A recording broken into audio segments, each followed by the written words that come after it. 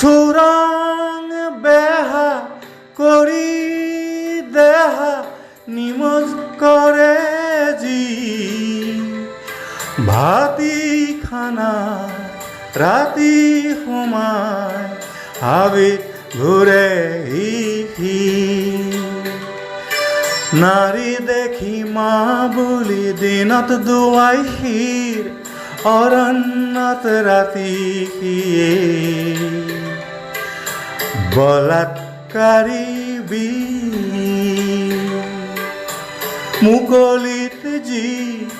দেখা বাপু সব ভাওনাৰ চাল দিনৰ পোহৰ ৰং চঙীয়া ভাল মানুহৰ সং ৰাতি